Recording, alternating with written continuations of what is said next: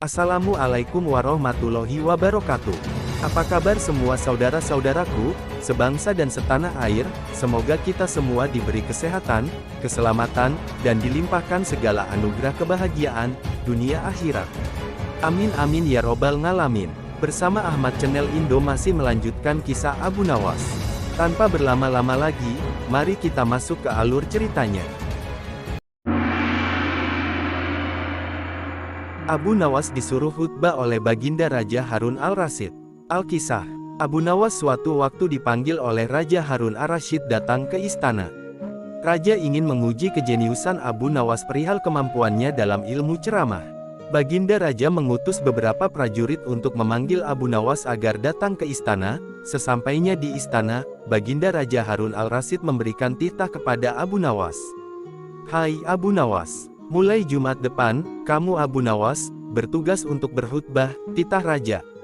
"Waduh, tapi saya kan penyair, Tuan Raja." "Saya, kenapa? Kamu menolak tugas ini?" "Bukan begitu Tuan Raja, tapi ada apa dengan khotib yang biasanya berkhutbah? Saya mau mendengar khutbah dari kamu." "Memangnya tidak boleh?" "Iya, tapi kan." "Tapi apa lagi? Pokoknya kamu harus berkhutbah. Dan saat berkhutbah, tidak boleh ada jamaah yang tertidur karena mendengar khutbahmu." Iya deh." Abu Nawas lemas mendengar perintah itu. "Wah gawat ini," kata Abu Nawas saat diantar prajurit istana keluar gerbang. "Gawat gimana?" bentak prajurit. "Kamu mau menolak? Kamu minta dipancung?" Bukan begitu." "Oke deh, Jumat depan saya yang khotbah." Keringat dingin membanjiri tubuh Abu Nawas.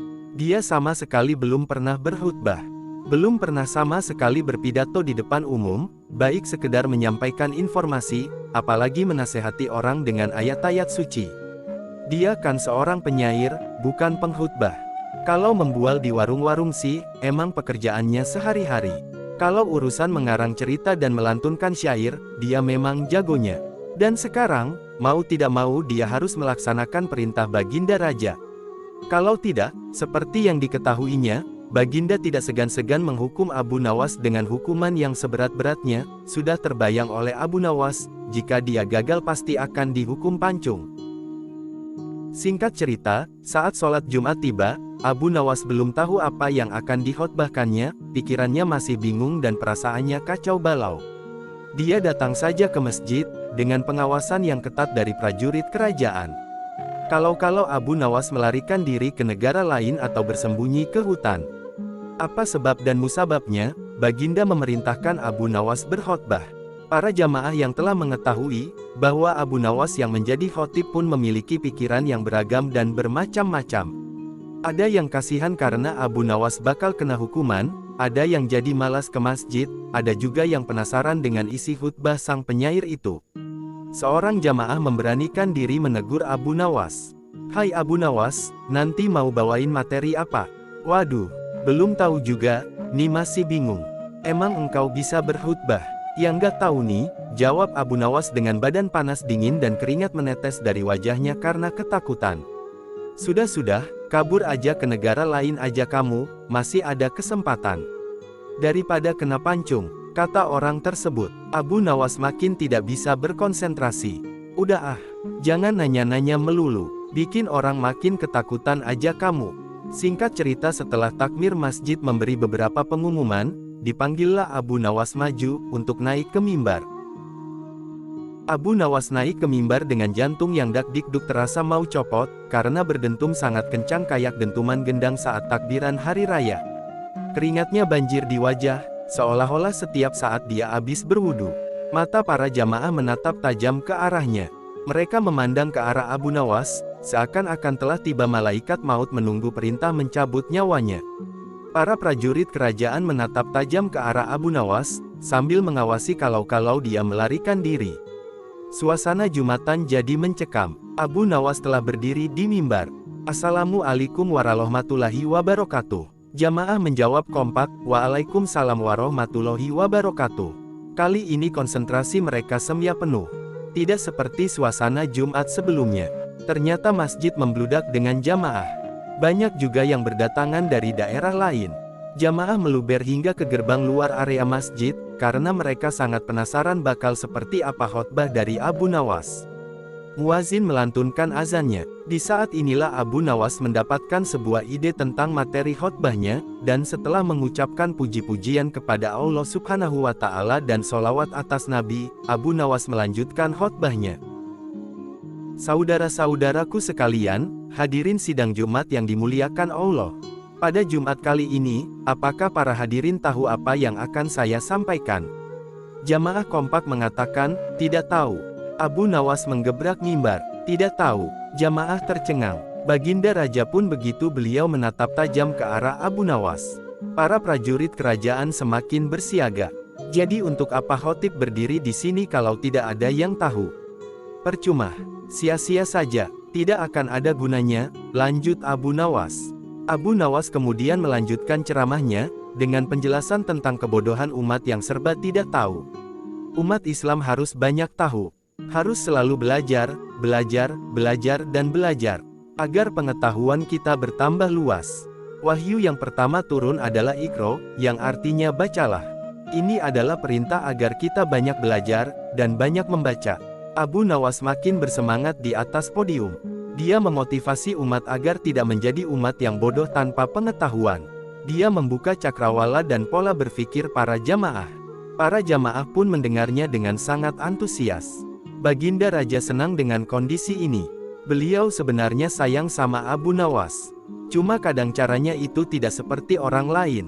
Raja punya caranya sendiri. Raja juga senang karena para jamaah tidak ada yang tidur saat khutbah berlangsung. Tidak seperti pekan-pekan terdahulu. Kali ini para jamaah terlihat antusias, dan senang tentang khutbah yang disampaikan Abu Nawas. Setelah sholat Jumat selesai, Baginda Raja memanggil kembali Abu Nawas. Jumat depan, kamu lagi yang bertugas menjadi khotib. Loh, kan sudah yang mulia Baginda Raja. Hamba sudah menjalankan titah Baginda dengan sangat baik, kila Abu Nawas. Pokoknya harus mau, harus. Apa kamu mau digantung? Abu Nawas tidak bisa mengelak. Raja pun tidak mau kalah cerdik dengan Abu Nawas. Dia ingin kembali menguji seberapa cerdasnya si penyair ini. Baginda Raja lalu memerintahkan untuk mengatur para jamaah sholat Jumat. Kalau Abu Nawas bertanya yang sama saat khutbah seperti kemarin, para jamaah disuruh menjawab, tahu. Abu Nawas naik mimbar lagi. Kali ini dia menggunakan jurus yang sama. Abu Nawas sudah tidak tegang lagi. Wajahnya penuh senyuman. Dia merasa berada di atas awang-awang. Hadirin sidang jamaah Jumat yang diberkahi Allah Subhanahu wa Ta'ala. Apakah kalian tahu apa yang akan saya khutbahkan? Tahu, para jamaah menjawab dengan kompak. Alhamdulillah, bagus. Inilah yang dinantikan oleh para pemimpin umat sejak lama. Inilah yang diimpikan oleh baginda Nabi kita Muhammad Shallallahu Alaihi Wasallam. Maka disampaikan lagi di sana dan di sini, tentang kondisi umat yang mulai maju tingkat peradabannya, jika berilmu pengetahuan. Juga Abu Nawas menyampaikan, tentang kejayaan umat Islam di masa kini dan akan datang. Beginilah seharusnya jika kita ingin berjaya. Baginda Raja pun hanya bisa cengengesan. Dia tidak menyangka, bahwa Abu Nawas bisa seringan ini lolos dari perangkapnya. Tetapi, Baginda Raja senang juga, karena para jamaah tidak ada yang tidur dan semakin tercerahkan. Setelah usai sholat Jumat, Baginda memanggil Abu Nawas lagi, lalu menitahkan Abu Nawas kembali berkhutbah Jumat depan. Kali ini dia mengatur jamaah, kalau Abu Nawas menanyakan hal yang sama, maka sebagian jamaah menjawab, tahu, dan sebagian lagi menjawab, tidak tahu. Baginda merasa ini adalah jebakan Superman paling top sedunia.